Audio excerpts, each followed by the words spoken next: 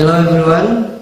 God has allowed us to meet once again in order to share His word. So we are praying, then we begin. Father God, we thank you. Thank you for having given us this chance to listen to your word once again. Whenever we get a chance to listen to your word, we can get a chance to compare our thoughts with your word.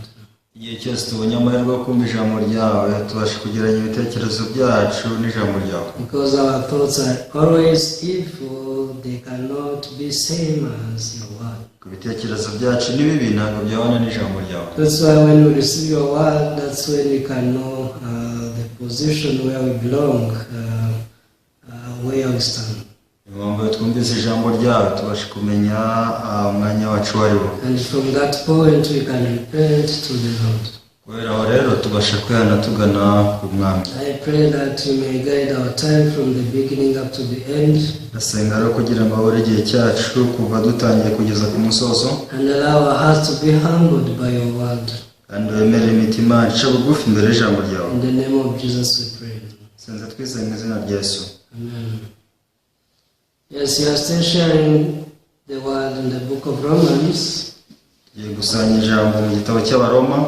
So today we are reading Romans chapter 6 from verse 1 to verse 7.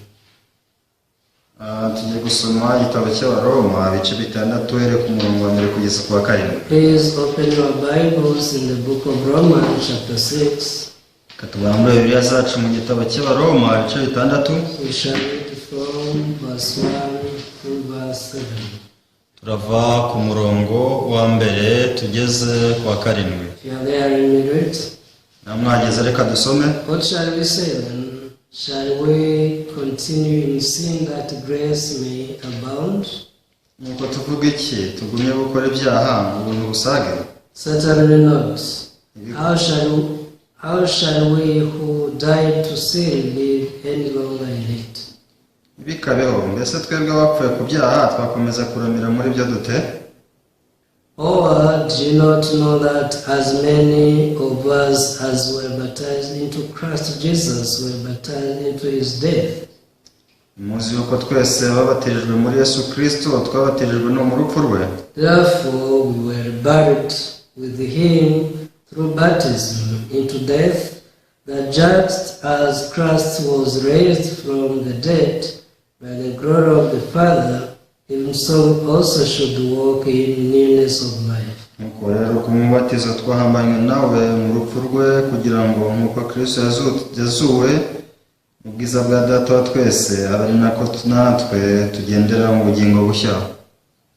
For if we have been united together in the likeness of his death, certainly we also shall be in the likeness of his resurrection. Ubwo twateranijwe nawe gusangira urupfu rwe ariko tuzaba duteranijwe nawe gusangira kuzuka nk'ukwe. Knowing this, that our old man was crucified with him, that the body of sin might be done away with, that we should no longer be slaves of sin. Kandi tumenye iki yuko umuntu wacu wa kera yabambanywe nawe kugira ngo umubiri w'ibyaha ukurweho twe kugumya kuba imbata z'ibyaha. For he who has died has been freed from sin. Kuko wapfuye abatsindishijwe ibyaha. Yes, I've read up to verse 7. Yeje ku murongo wa karindwi. A long time ago there was triangular commerce in Africa. Kera cyane habayeho ubucuruzi bw'amande eshatu muri Afrika. So it was the trade whereby black people were bought and were taken to America as slaves. N'uburyo cy'Abanyafurika bafatwaga bakagezwa muri Amerika nk'abacakara. So European could come to Africa and buy people, then take them to America. abanyaburayi barazaga bagafata abantu muri Afurika hanyuma bakaboneza iyo muri Amerika bakabajyanayo. And they could sell them in America, whereby they could live the rest of their life as slaves. Rero baragendaga bakagera muri Amerika bakaba ubuzima bw'ubucakara. You know, a slave is someone who does not do what he wants. Ubundi umucakara ni umuntu udashobora gukora icyo ashaka. But he does what the master wants. Igihe cyose akora icyo shebuja ashaka. So whether you want to sleep, if your master wants you to do the hard work, you have to do it. Waba ushaka gusinzira mu gihe shebuja ashaka gukora imirimo ikomeye ugomba kuyikora. When I want to do like a soft work, if your master wants you to clean the toilet, that work, you have to do it. Waba ushaka gukora imirimo yoroheje mu gihe shebuja ashaka gukora isuku toilette ugomba kubikora. But there was only one way a slave could be free from his master. Ariko hari uburyo bumwe umucakara ashobora kubohoka uburetwa bwa shebuja. In which way a slave could be free? Ese ni mu buryo umucakara ashobora kubohoka? As long as a slave is living, always the master could bother him. Igihe cyose umucakara akiriho shebuja azamutoteza. He could every morning wake him up and give him the task to do. Azamubyutsa kare mu gitondo amuha imirimo yo gukora. But one day when the master woke up, he found that the slave does not react. Ariko umunsi umwe shebuja yabyuka azasanga umucakara ntacyo akora. The master tried to give him some orders, but there was no reaction at all. Ubwo shebuja agerageza kumuha ibyo gukora ariko umucakara ntakoma. So when the master checked closely, he found that the slave was already dead. Rero mu gihe shebuja agenzuye neza agasanga umucakara yapfuye. So once a slave passed away, he is free from his master. Rero mu gihe umucakara apfuye icyo gihe abohotse uburetwa bwa shebuja. He could no longer receive his orders. Ntabwo ahabwa ubuyobozi. He could no longer serve him as a slave. Nta kimukoreye nk'umucakara. So when we think about the gospel, dutekereje ku butumwa bwiza. Actually the book of Romans is clearly explained in details. Igitabo cy'Abaroma kibidusobanurira neza. And it shows us the full gospel. Kandi kigadusobanurira ubutumwa bwuzuye. In Romans chapter 1, the Bible says that the gospel is the power of God unto salvation. Abaroma igice cya mbere tubwira ko ubutumwa bwiza ni imbaraga y'Imana yashubiza wese gukira. Because in the gospel people get revealed the righteousness of God. Ko binyuze mu butumwa bwiza abantu batahura agakiza gukiranuka kw'Imana. And also by faith they receive the righteousness of God. Kandi kubwo kwizera bakakira uko gukiranuka kw'Imana. When we read Romans chapter 2, isomye Abaroma ibice bibiri. there God says that only through his kindness people can repent and receive the righteousness of God. Birivuga ko kubw'ineza y'Imana gusa aribwo abantu bashobora kwihana bakakira ubuntu bwayo. Because not everyone receives eternal life. Kuko si uwo ari we wese ushobora kwakira ubugingo bw'iteka. Those who are able to bend their hearts, they are able to return to God and receive his righteousness. Ariko bashobora kubonda imitima yabo bashobora kwihana bagahindukira gukiranuka kw'Imana. But then this cannot be just done because of your determination. Ariko ibi ntabwo byakorwa n'uko babihataniye. But always God puts his kindness in your life so that you can repent. Imana nishyira kugira neza ko mu buzima bwawe kugira ngo wihane. And when you read Romans chapter 3, dusomye Abaroma ibice bitatu. there the Bible explains clear that in law there is no righteousness. That's why there's no one who is righteous in the world. Muri mu gice cya gatatu dusobanurira ko umuntu nta gukiranuka kubaho, niyo mpamvu mu isi nta muntu ukiranuka n'umwe. So through the law no one can be righteous. Rero bize mu mategeko nta n'umwe w'umukiranutsi. So people try but they cannot achieve the glory of God or the goodness of God. Abantu bagerageza cyane ntibabona ubwiza bw'Imana. However, God prepared his righteousness to those who believe. Niyo mpamvu Imana yateguriye gukiranuka kwayo abayizera. And he gives this righteousness to people freely because of the justification they go through Jesus Christ. Kandi uko gukiranuka kubahera ubuntu ko gutsindishirizwa kubonerwa muri Yesu Kristo. So those who receive the grace to repent, they are able to understand the gospel in an easy way. Rero abakiriye ubuntu bakihana babasha kwakira agakiza mu buryo bworoshye. That's why they can testify, though I am evil, but I am as whole as Jesus. Impamvu bavuga bati rwose nubwo bigaragara ko ndi mubi ariko nera nka Yesu. Originally this is not understandable. Ubundi bisanzwe ugendeye ku bisanzwe ntabwo byumvikana. If we try to understand with our thoughts, we can never understand it. Gerageje kubihuza n'ibitekerezo byacu ntabwo bihura. How can an evil man become as whole as God? Sinigute umuntu mubi wanduye ahinduka wera nk'Imana. But those who repented, it's very easy and simple to understand. Ariko kubihanye biroroshye cyane kubyumva. Yes, I'm only evil. Yego ndi mubi. But that is the reason why God preferred to give me his righteousness for free. Imana yahisemo kuma gukiranuka kwayo kubw'ubuntu. It's very simple, right? Biroroshye. But to those who still trust in their thoughts, they feel that this is very complicated. Ariko bakizera ibitekerezo byabo baravuga bati ibintu biragoye. They say, I cannot understand this. Ngiye ibintu ntabwo nabyumva. When you read Romans chapter 4, Bisomye Abaroma ibice 4. God tells us the faith of our ancestors. Tubwira kwizera kw'abakurambere bacu. So that you can compare the faith we have and their faith. Bageranya kwizera tufite nuko bari bafite. The faith of Abraham, Kwizera kwa Aburahamu, who was justified by just believing in God.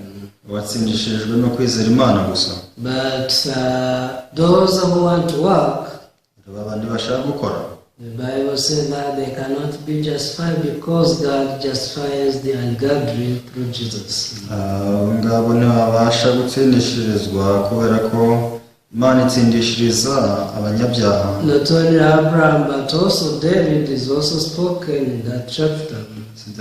Biramu gusa na Dawidi muri icyo gice aravugwa. Because David testified how blessed are people whose sins were covered. Kuko aho ngaho bihamya ko ahirwa ab'ibyaha byabo byatwikiriwe. Everyone, when you cover something, Ikintu gitwikiriye, it means that thing is there, bivuze ko icyo kintu kiba gihari, but you cannot see because it is covered.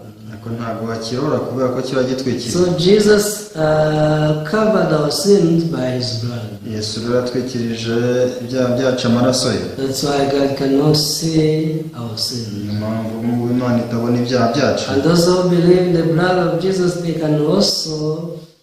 can never also see sins. Kandi abizera amaraso ya Yesu Kristo nabo ntibabasha kubona ibyaha byabo. Not only this, but when you read chapter 5 also you can see how we have peace with God because of Jesus. Rero dusomye igice cya 5 biritwereka ko dufite amahoro ku Mana kubera ko twatsindishijwe na Yesu. Because one day you got troubled because of one man called Adam. Kubera ko Imana One day we got troubled because of Adam, the sin of Adam. umunsi umwe twatejwe ikibazo na Adamu. But on the other hand, there is Jesus who came and also he redeemed us to make peace with us. Ariko hari Yesu waje araducungura bituma tugira amahoro ku Mana. Therefore now we have peace with God. Rero ubu dufite amahoro ku Mana. We are his children. We are his Turi children. abana bayo. So we can go before him freely as a child goes before the parents. twajya imbere y'Imana nk'uko umwana ajya imbere ya se yisanzuye. Now is chapter 6. Rero ubu ni igice cya gatandatu. Up to this point, people ask themselves, kugeza ubu abantu usanga bibaza bati, it is so, can we come to sin freely? ese niba ari uko bimeze twikorera ibyaha? Shall we continue in sin because we receive the grace? ese twikorera ibyaha ngo ubuntu busage? So that the grace may abound. Twikorera ibyaha ngo ubuntu busage? So if you have never asked your question, such question, ask yourself such question, utarigeze wibaza icyo kibazo, it means you have never understood any point of the gospel. bivuze ko ntabwo urumva neza icyo ubutumwa bwiza buvuga. All people who listen to the gospel step by step, they come across to this question. Abantu bose bumvise ubutumwa bwiza intambwe ku yindi, usanga bagera kuri iki kibazo bakakibaza. Yes, we are evil, yego teka tuvuga ko turi babi, but Jesus forgave all of our sins, kandi Yesu yabara ibyaha byacu byose, and we received His righteousness by grace. twakiriye kuko gukiranuka kubw'ubuntu. Even if you come to sins, there is no problem. nubwo twakora icyaha nta kibazo. But some people, they think, shall we sin freely? ariko usanga abantu bavuga ngo ese twikorera ibyaha uko dushaka. So up to this point, there are two kinds of people.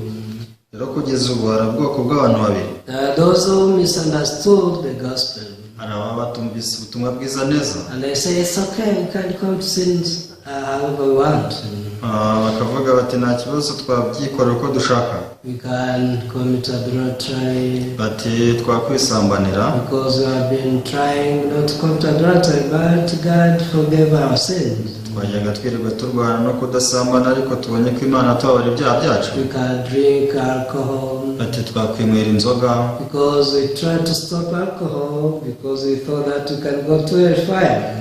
twajyaga twirinda ibyaha tukirinda kunywa inzoga ko tuba twazi ko tuzajya mu muriro utazima. So we can lie, twabeshya, we can steal. twakwiba. So people think like this when they got confused. abantu niko batekereza igihe cyose bahuye n'urujijo, Because Satan is always there to deceive people, kubera ko Satani niko akora kugira ngo ashuke abantu, so that they can follow their thoughts once again. kugira ngo bakurikire ibitekerezo byabo nanone. But on the other hand, ariko mu rundi ruhande there are other people also who are confused. hari abandi nanone bacanganyikirwa, And they say, if I believe in this, I will come to sin free. bakavuga bati ibi ni ibyizera bizatuma nkora ibyaha. These people, they are teaching me to commit sins. abantu rwose bari kunyigisha kwikorera ibyaha. So shall we continue in sin that grace may abound? ese koko nikorera ibyaha mu buntu busage? So there are people who ask us this question. usanga hari abantu batubaza ikibazo nk'iki. Have you ever had such question? ese waba warigeze wibaza icyo kibazo? If you had this question, that is a good step. rwose niba warigeze wibaza iki kibazo ugeze ku ntera nziza. You are not far from the grace of God. ntabwo uri kure cyane y'ubuntu bw'Imana. So how is this question answered?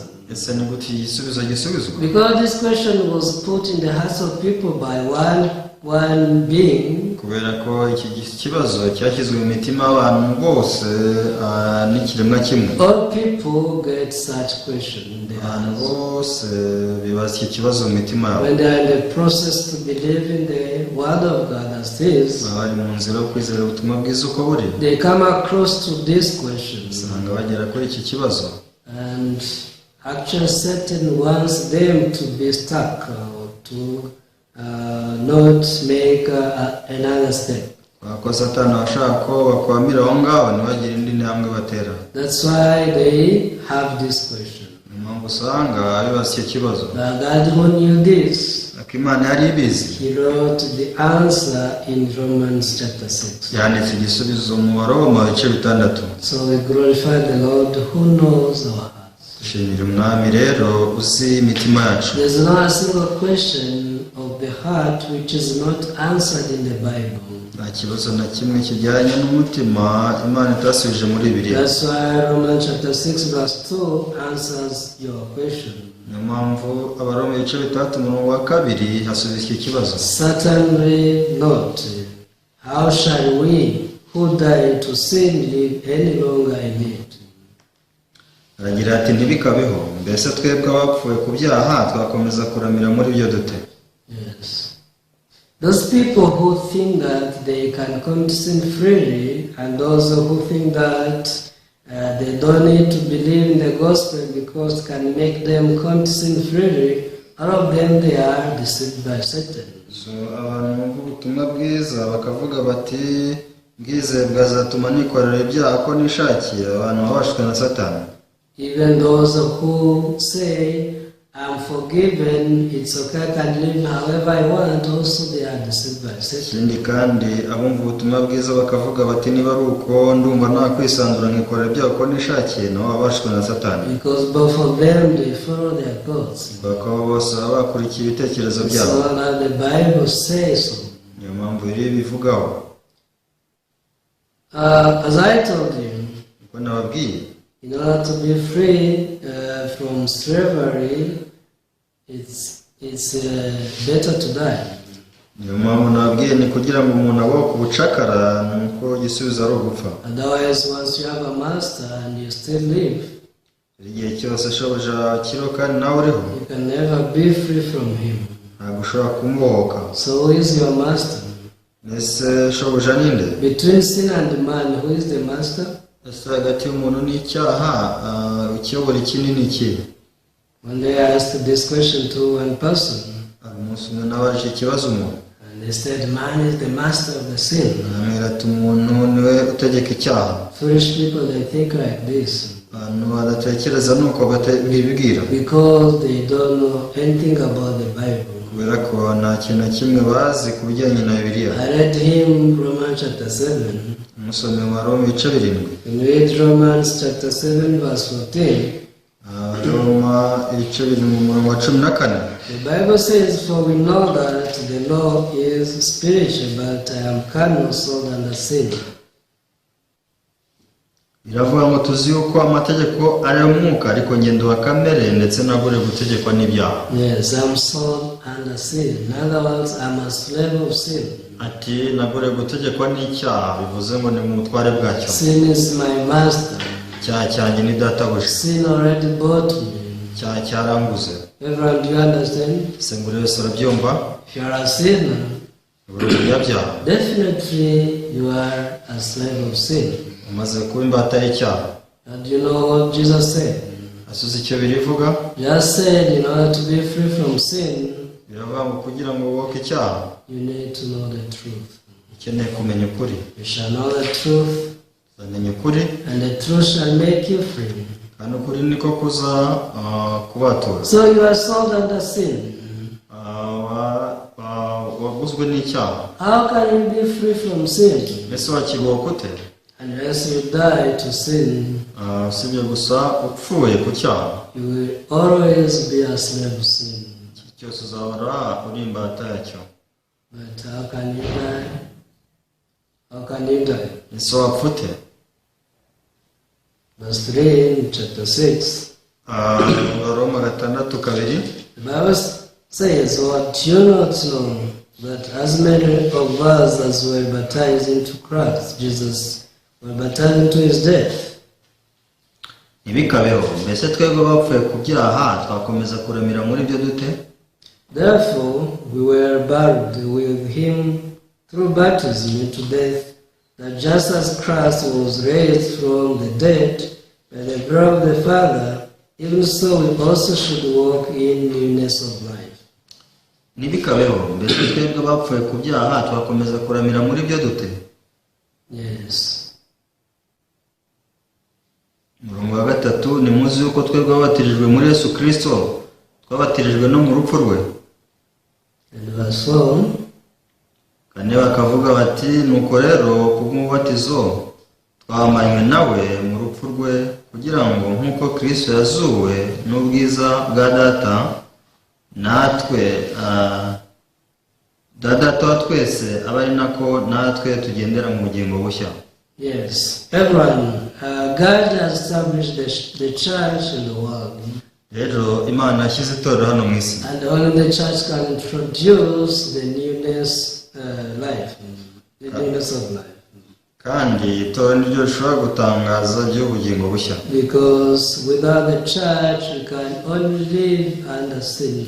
Kubera ko hatari itorero mu isi abantu babaho batwawe n'icyaha gusa. So through the church, we can get faith. Binyuze mu itorero twagira kwizera. And though we commit sins, nubwo dukora ibyaha, but once we get true faith, we can be free from sin. mu gihe tubonye kwizera nyako tubasha kuboka icyaha. Not only this, Si ibyo gusa, but also we are people who can overcome the power of sin through the church. turi abantu bashobora kunesha imbaraga z'icyaha binyuze mu itorero. Once we are read in the newness of life, mu gihe tuyobowe mu bugingo bushya, we can live the new life. tukabaho ubuzima bushya. But foolish people, they always trust in their thoughts. Usanga abantu benshi bizera ibitekerezo byabo. They don't want to accept that Jesus forgave all of their sins. Ntabwo bashaka kwizera ko Yesu yababariye ibyaha byabo. Even those who received this forgiveness of sins, at a certain point they are deceived by Satan. N'abakira imbabazi z'ibyaha usanga hari aho bagera bagashukwa na Satani. And they don't trust in the church that introduced to them this life. Ntibumvira itorero ryababyaje ubutumwa bwiza. Once again, they go back in the law. Nguko niko basubira inyuma mu mategeko. They try to stop sinning by themselves. Kagerageza kureka gukora ibyaha ku bwabo. They try to be good in the manner of the world. Kagerageza kuba beza bagendeye ku migenzo ya kimuntu mu isi. But the more they try, the more they fail. Uko bagerageza niko batsindwa. And once people believe that they died together with Jesus, Abantu baramutse bizeye ko bapfanye na Yesu. once people they believe that they are no longer under sin, Baramutse bizeye ngo ntibagitwarwa n'icyaha. actually they live freely from sin. Babasha kuba babotse icyaha. This is what verse 7 says. Ikimurongo wa karindwi tubwira. For he who has died has been freed from sin. Biravuga ngo kuko uwapfuye aba atsindishirijwe ibyaha. Everyone, do you believe that you have already died? Ese wizeye ko wapfuye? Why do you follow your thoughts? Ese kuki ukurikira ibitekerezo? Why do you follow your ambitions? Ese kuko ukurikira imigambi yawe? Even though the church tries to guide you, but you don't want to be led by the church. Nubwo itorero rigerageza kukuyobora ntubyifuza. You always trust in your thoughts. Wizera ibitekerezo byawe igihe cyose. Because you don't believe that your thoughts are already dead. Kubera ko ntabwo wizera ko ibitekerezo byawe byamaze gupfa. You know, people who live with died once, you say that they follow the ghost. Birivuga ko People who live with, like, seeing or interacting with died ones, abantu you say bagerageza that they follow the ghosts. abantu bagerageza kuvugana n'abapfuye bivuga ko bavugana n'abazima. So when you live following your thoughts, when you live just interacting with the sin continuously, Rero ukomeje kugirana gusabana n'ibitekerezo byawe ugasabana n'icyaha. actually you have to know that you are interacting with the ghost.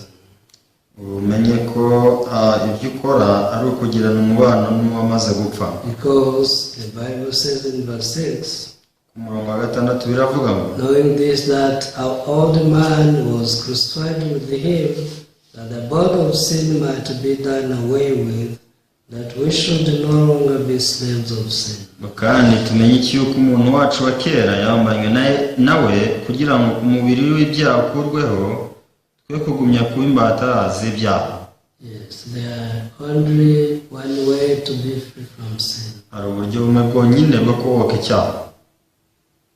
Is to die to sin Ni ugupfa ku byaha and to be slave of righteousness. hanyuma tugahinduka imbata zo gukiranuka. That some people they think, ariko abantu bamwe baratekereza bati I don't want to be the slave of the church. ntabwo nshaka kuba imbata y'itorero, I don't want to be the slave of Jesus. sinzaba imbata ya Yesu, I don't want to be the slave of the gospel. sinzaba imbata y'ubutumwa bwiza, Which means you want to be the slave of sin. bivuze nk'icyo gihe bashaka kuba imbata y'icyaha, Because there is no freedom to man.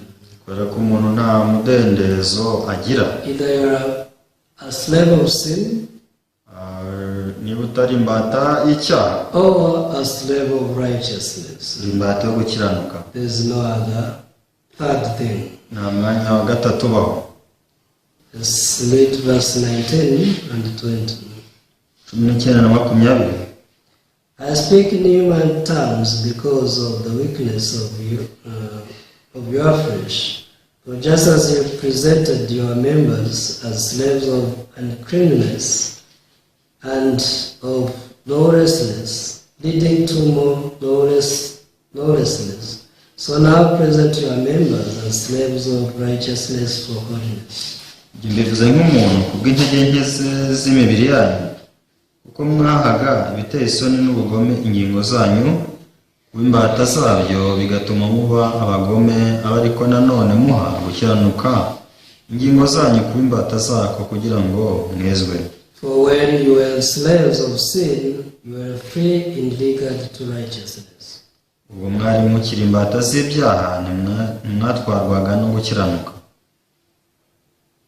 Verse 22, but now, having been set free from sin, and having become slaves of God, you have your fruit to holiness and the end everlasting life. 22 kagira uti, ariko noneho ubwo mwabatuwe ku byaha, mukaba imbata z'Imana, mwifitiye imbuto zanyu arizo kwezwa, kandi amaherezo yanyu ni ubugingo buhoraho. Yes, it's your choice. Amahitamo yawe. Either you choose to be a slave of sin, niba ushaka kuba imbata z'ibyaha or be slave of God. amasuka imbata z'Imana. I know another thing. Imana nibyo izi. Don't blame the gospel. Rwose ntukanenga ubutumwa bwiza. The gospel is very accurate. Ubutumwa bwiza burasobanutse. The gospel is very clear. Burumvikana.